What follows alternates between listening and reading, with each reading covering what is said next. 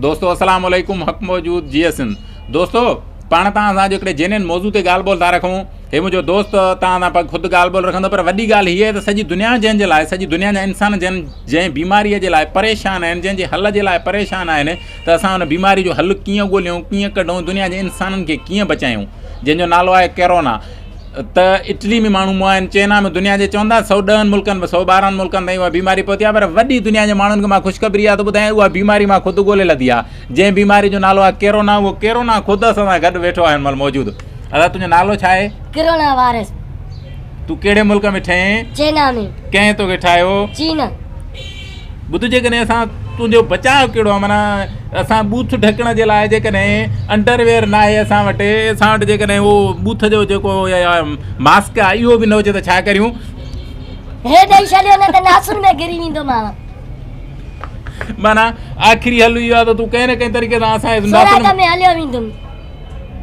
ॿुध, सॼी दुनिया तो परेशान करे छॾी आहे। कदे नंढो जी चकर छा आहे तो मिनट एॾो कहिड़ो पावर आहे तूं तोमो जेकॾहिं असांखे सफ़ा जान छॾाइणी हुजे, असां सॼी मुल्क में तुंहिंजे करे असां एयरपोर्ट ते टीम विहारी आहे त तुंहिंजी एयरपोर्ट तो किरास न करी त बि टपी आई, तूं एयरपोर्ट तो कीअं टपी आई? सोराख़नि मां टपी ईंदो आहियां। माना मिसाल डॉक्टरनि मां? हा, डॉक्टरनि खे बि अंदरि कंदो आहियां सोराख़नि में। माना जाते बि तूं जंहिं बि क़िस्म जो सोराख़ ॾिसंदुमि उन में टपी वेंदुमि।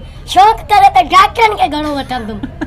अलाए कोरोना चयो त छा शौक़ु सां मां डॉक्टरनि जे सोराख़ में? माना हिन जो हल इहो आहे त माण्हू पंहिंजे सोराख़ सभु बंदि करे, न त कंहिं न कंहिं तरीक़े सां वञी मिले। भला ॿुध, जेकॾहिं असां तोखे इजाज़त ॾियूं त असांजे मुल्क जा पोड़ा पोड़ियूं तूं मारे सघंदो, नौजवान न मार, त इन ते अमल कंदे? अमल कंदुमि इन शर्त सां जो टीबी नाले सां मूंखे छोकिरी वठी ॾींदा। माना तूं जेकॾहिं टीबी नाले तोखे छोकिरी वठी ॾियूं उन सां शादी कंदे त पोइ तूं बचाव कंदे? बचाव कंदुमि। माना असांजे मुल्क में पोइ तूं निकिरी सघंदुमि, बाक़ी न त इन जो ॿियो हल कोन्हे को? हल कोन्हे। तुंहिंजी उमिरि घणी आहे? उमिरि मुंहिंजी 40 साल। पोइ तूं ज़ाहिर हाणे थी यको का थी? अॻ में उॾां पियो, मथे उॾां पियो, हाणे ॾिठुमि त हाणे ख़तमु करिणो आहे हर कंहिंखे, वायरस फैलायां, इन जे करे मां तव्हांजे सोराख़नि में हलियो वेंदुसि। हिन जो आख़िरी हल इहो आहे त टीबी नाले जंहिं वटि बि का पोड़ी गां दी गां मंडी हुजेव त भणाए न मूं जान छॾायूं, न त चए थो जंहिं वटि जेतिरा बि सोराख़ हूंदा मां हुन में किरास कंदुसि। माना आख़िरी हल इहो आहे। भला जेकॾहिं तोॾे मेड़ करे असां ॿार वठी वञूं त बि पोइ कुझु रहम कर असां ते? न थींदो।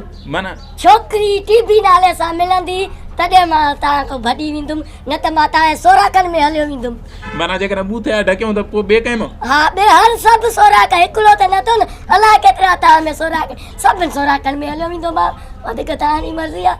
अलाए हिन कोरोना जो असां वटि आख़िरी हल इहो आहे त हिन जी टीबी नाले खां पोड़ी सोड़ी हथु करे हिन जी शादी करायूं, न त लॻे थो चए थो त मां सॼे मुल्क जे हड़नी माण्हुनि जो जां वरी सभु सोराख़ बंदि करणा पवंदा असांखे। सोराख़ बि केतिरा बंदि कंदा, सभिनि मां वेंदो मां।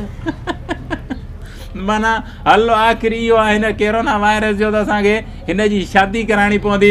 इन करे टीबी नाले जंहिं वटि बि का हुजे त ॻोल्हे ॾियो त हिन मां जान छॾायूं। असांजो वीडियो वणियो त असांजे यूट्यूब चैनल अरडो उतरादी खे सब्सक्राइब ज़रूरु कजो ऐं बेल जे बटन खे दॿाइजो त जीअं अॻियां वीडियो तव्हां ताईं पहुचाए सघूं। हक़ मौजूद साथी।